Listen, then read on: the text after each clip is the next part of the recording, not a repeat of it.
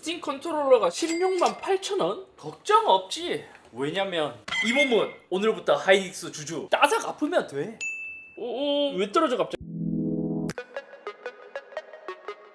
안녕하세요, SM입니다. 아마 작년이었죠. 대략 2025년 11월 13일쯤 스팀에서 여러가지 제품을 공개했습니다. 그 당시 스팀 머신, 스팀 프레임이 엄청난 주목을 받았고 또 하나의 주목을 이끈 건 밸브에서 공개한 게임 컨트롤러. 이 신제품이 언제 출시하냐 많은 분들께서 기다렸거든요. 2026년 5월 5일 스팀 컨트롤러를 가장 먼저 출시했고 저도 하나 구입했습니다. 미국 가격으로는 99달러에 출시를 했어요. 근데 요즘은 뭐 환율이나 여러가지 좀 가격이 전반적으로 많이 오르다 보니까 한국에서 구입한 가격은 168,000원이다. 아마 엑스박스 컨트롤러나 LP2도 가격을 생각하면 그래도 조금 가격이 있는 편일 거예요. 그런데 또 하이엔드 컨트롤러를 볼 수 있는 엑스박스 엘리트, 듀얼센스 엣지 같은 패드 가격대랑 비교해보면 또 적당한 가격처럼 보이기도 하고요. 그것도 이제 한국에서는 새벽 2시부터 판매를 시작했습니다. 근데 이게 서버 마비나 이리저리 되게 매끄럽지 않았어요. 저도 새벽 2시부터 광클을 했거든요. 한 1시간 2시간 지나서도 구입이 안 될 정도로 뭔가 매끄럽지 않더라고요. 그래서 어떻게 구입을 하기는 했고, 박스는 마치 애플 제품을 뜯는 듯한 거의 비슷한 박스로 되어 있습니다. 종이로 된 요 박스가 있고 이런 문구나 이런 것도 거의 애플 제품 구매할 때랑 비슷한 느낌이 나죠. 대신 요런 이제 봉인 같은 거는 테이프로 되어 있습니다. 자, 이제 테이프로 뜯고 나면 안에 스팀 컨트롤러가 있고, 오, 이것도 스팀덱을 구입했을 때 비슷한 패키징 느낌이 나요. 박스도 뭔가 사선형으로 되어 있네요. 여기는 또 포장이 깔끔하게 되어 있네요. 지금까지는 나름 퀄리티가 좋습니다. 꽤 좋아요.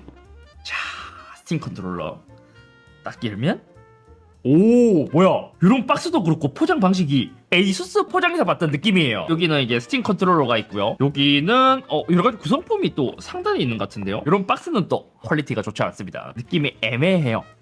자, 여기서 USB 케이블도 들어있고요.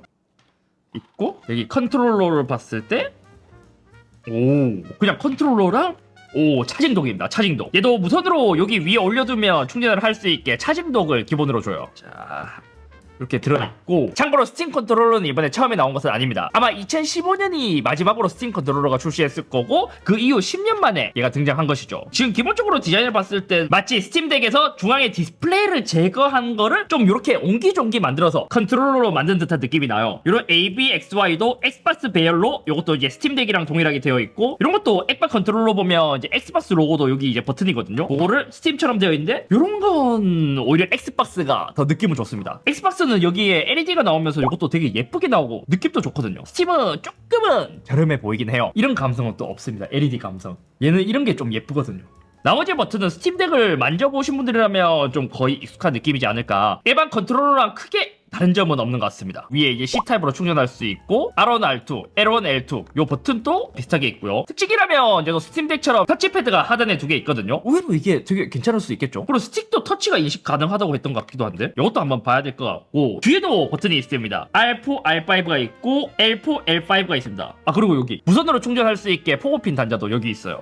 이거 한번, 자, 이렇게 이제 독이 있으면, 오! 자석으로 찰싹하고 붙네. 그래서 충전이 돼요. 오. 퀄리티 자체만 놓고 봤을 때는 왼쪽에 있는 게 AP2도의 얼티메이트 2, 얘랑 비교했을 때 사이즈는 조금 더 큽니다. 또 특징이라면 우리가 컨트롤러를 이렇게 잡았을 때 여기 하단은 보통은 뚫려있는 디자인이거든요. 그에 비해서 얘 같은 경우에는 조금 이제 심리적으로 약간 좀 답답하긴 해요. 근데 터치패드를 제 손 기준으로 썼을 때는 하단까지 터치를 쓰기에는 그립이 아쉽긴 해요.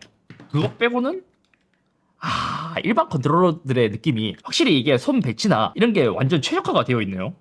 얘는 여기 위에 있는 거는 다 괜찮습니다. 스틱이랑 다 괜찮지만 터치패드는 조금 엄지가 힘들다. 엑박도 볼까요? 엑스박스가 그립감이 엄청 좋은 편이라서 얘도 참 좋습니다. 근데 개인적으로 제 손 그립감에서는 스팀 컨트롤러가 막 엄청 좋은 편은 아니다. 조금 손이 이렇게 이제 모아지는 듯한 그런 느낌. 엑스박스는 쩍벌다리처럼 뭔가 이렇게 좀 손이 이렇게 약간 가거든요. 그에 비해서 얘는 이렇게 뭔가 좁혀지는 느낌입니다. 무게도 약간 무겁게 느껴지는데요. 자, 스팀 컨트롤러가 296g이고요. AP2도가 248g. 액박이 290g. 아, 그래서 APT도 들었을 때는 좀 체감상 많이 가볍게 느꼈구나. 아, 지금까지 첫인상은 살짝 아쉽다라는 느낌? 이제 세팅해서 한번 써보려고 해요. 먼저 노트북에 퍽이라고 하는 녀석을 연결해줬고, 이게 동글 같은 역할을 하더라고요. 그래서 이 퍽 하나에 스팀 컨트롤러 최대 4개까지 연결 가능하다고 합니다. 물론 유선으로도 연결할 수 있고 블루투스로도 지원된다고 해요. 근데 또 우리가 게임을 하게 된다면 버튼을 눌렀을 때 반응 속도도 유선처럼 빨라야 좋기 때문에 거의 웬만하면 동글로 쓰는 게 가장 좋을 거예요. 이렇게 이제 PC에 먼저 연결하게 된다면 이제 자동으로 이 스팀 컨트롤러를 인식하게 되고요. 근데 제가 아직까지는 몰라서 그런지 몰라도 스팀에서밖에 사용이 불가능한 것 같았어요. 그래서 FC 온라인에서도 테스트를 해봤거든요. 신기하게 스틱 이동이나 슛, 패스는 다 안 됐는데 십자키를 누르니까 키보드 방향키처럼 이동만 가능하더라고요. 우리가 게임패드 같은 거를 보잖아요. 저는 그나마 이제 좀 많이 오랫동안 사용한 녀석이라면 8비트도 얼티메이트 2를 좀 오래 많이 사용했습니다. 근데 이제 대부분 게임패드들이 이렇게 스틱이 왼쪽, 오른쪽 밑에 이렇게 비대칭으로 되어 있는 것에 비해 스팀 컨트롤러는 대칭으로 되어 있다 보니까 조금 쓰려면 익숙해져야 될 것 같습니다. 생각해보니까 플스는 또 대칭이기 때문에 플스 유저분들은 괜찮을 것 같습니다. 스틱도 보니까 TMR 스틱이라서 쏠림이나 그런 것도 이제 좀 방지가 될 것 같고, 그리고 그립감은 처음에 다른 패드에 비해서 저는 개인적으로 조금은 아쉽다는 느낌이 들었지만 또 막상 쓰다 보니까 또 그렇게 나쁜 것 같진 않아요. 그리고 지금 이제 스팀을 띄워놨는데 스팀이 아니라 이제 일반 상황에서는 요 터치패드로 이제 마우스 컨트롤은 가능해요. 생각보다 꽤 부드러운데요? 클릭했을 때 햅틱 진동 반응도 좋아요. 오. 근데 미세 컨트롤 하기에는 적응이 필요할 것 같습니다. 뒤에 트리거로 클릭할 수도 있어가지고. 뒤에 트리거로 클릭이 된다고요? 오, 왼쪽을 클릭하면 우클릭이 되고 여기서 오른쪽 클릭하면 그리고 이 터치패드가 의외로 괜찮아요. 좋은 노트북들은 이제 햅틱 반응을 하는 터치패드로 요즘은 이제 바뀌어가고 있잖아요. 그것처럼 미세한 진동으로 느껴집니다. 근데 이것도 막 엄청 고급진 햅틱 피드백은 아니지만 게임패드에서 이런 디테일의 진동 느낌은 꽤 괜찮은 것 같아요. 사실 이제 PC에서 그냥 일반적으로 사용할 때는 이제 마우스로 쓰는 게 편하고, 근데 곧 있으면 이제 밸브에서 스팀 머신도 나올 예정이잖아요. 그러면 걔는 또 PC가 아니라 이제 TV에 좀 물려서 쓰는 이제 컨셉이다 보니까 소파에 누워서 이걸로 간단한 뭐 웹서핑이나 이런 거를 즐길 때도 또 괜찮을 것 같기도 합니다. 자, 이제 스팀에서 스팀 버튼 요거 2번 딱 누르잖아요. 그러면 빅피처 모드가 됩니다. 그럼 이제는 또 진짜 콘솔 게임기처럼 이렇게 쓸 수 있는 거죠. 여기서 게임패드 설정으로 한번 가볼까요? 컨트롤러. 여기서 스팀 컨트롤러 바로 인식했습니다. 퍽도 보이고 퍽 4개까지 연결이 가능하다고 했잖아요. 여기서 이제 관리해 줄 수 있고, 스팀 컨트롤러에서는 컨트롤러 이름도 바꿔줄 수 있습니다. 픽 누르니까 옛날 전화 소리가 들리는데요? 게임 진동, 햅틱, 닌텐도 버튼 레이아웃 사용도 되네? 이 버튼을 누르면 A와 B 버튼, XY 버튼이 바뀝니다. 이것도 반전이 가능하구나. 범용 전면 아이콘. 오른쪽 밑에 보면 약간 플스처럼 바뀌는 것 같기도 해요. 기기 입력 테스트. 요거는 입력이 잘 됐는지, 요거. 그리고 고정 및 고급 설정. 조이스틱 데드존도 설정 가능하고, 자이로 보정.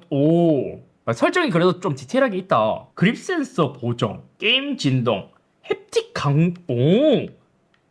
강도 더 높여볼까요?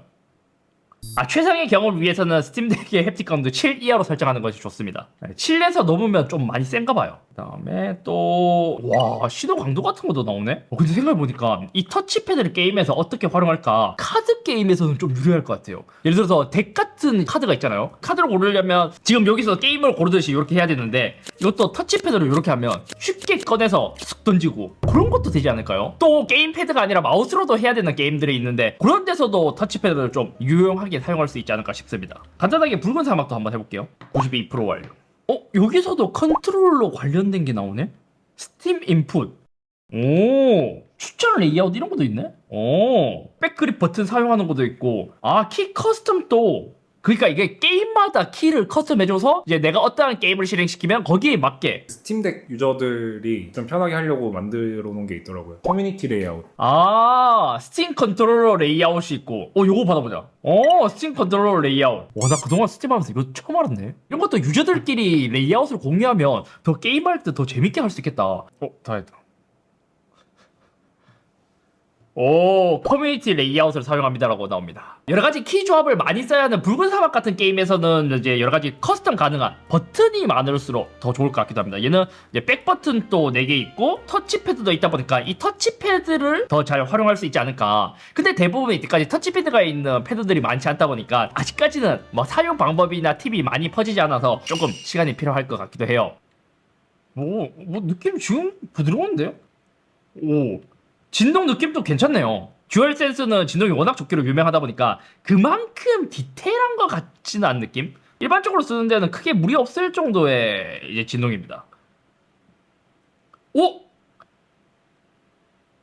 터치패드를 이렇게 쓰는 것도 나름 괜찮긴 한데 그래도 적응이 좀 필요할 것 같아요. 우리가 이런 이제 카메라 시점 바꾸는 거는 이제 이렇게 오른쪽에 있는 패드로 이제 많이 바꿨잖아요. 이때 터치패드로도 할 수 있지만 얘가 민감도가 지금 조금 강해서 이거는 다른 키로 할당해도 좋을 것 같습니다. 이게 또 이런 이제 콘솔 게임을 할 때는 보통 L스틱을 꾹 눌러서 달리기 게임이 이제 기본으로 되어 있는 게 좀 있거든요. 이것도 꾹 눌러서 하다 보면 은근히 이게 계속 누르고 있기가 좀 불편한데, 그런데 만약 뒤에 있는 L4 버튼의 왼쪽 스틱 클릭을 지정해둔다면 L4를 누르면서 스틱만 움직여도 쉽게 달릴 수 있는 거죠. 그런 것도 잘 활용하면 좋을 것 같습니다. 지금 이제 뭐 간단히 만져봐도 얘가 커스텀 할 수 있는 영역이 되게 많다 보니까 뭐 터치패드, 스틱의 터치, 뒤에 그립 센서도 있죠. 뭐 여러 가지 센서가 많다 보니까 이 키 커스텀을 많이 즐기시는 분들, 게임을 많이 즐기시고 많은 패드를 만져보신 분들에게 되게 유용한 패드인 것 같습니다. 근데 저처럼 단순히 게임을 즐기는 유저들한테는 이 커스텀을 해야 된다는 것 자체가 약간은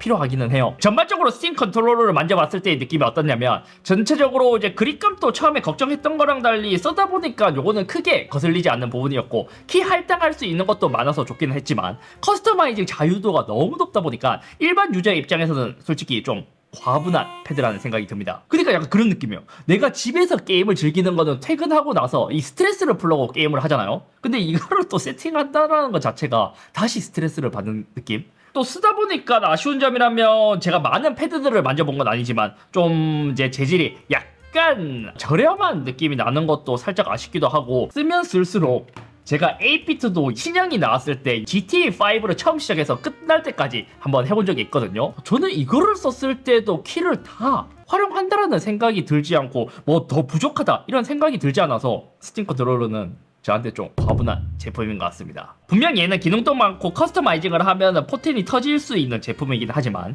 일반 유저들에게는 일반 게임 패드의 레이아웃만 해도 충분해서, 게다가 가격도 16만원인데 스팀에서만 지원을 하고 일반 유저분들은 이 가격이라면 충분히 대체할 수 있을 만한 컨트롤러가 워낙 많아서 저는 좀 후회스럽네요. 아무튼 오늘 여기까지며, 그래도 기대가 되는 부분이라면 나중에 스팀 머신이 나왔을 때, 그리고 스팀 컨트롤러가 이번에 새롭게 나왔다 보니까 앞으로 출시될 게임들에서 스팀 컨트롤러로 활용할 수 있는 기본적인 기능이나 이 활용도가 더 좋아진다면 그때 돼서는 또 재평가를 받을 수 있지 않을까요? 스팀 컨트롤러가 이스터에그가 있다던데요? 오. 그래.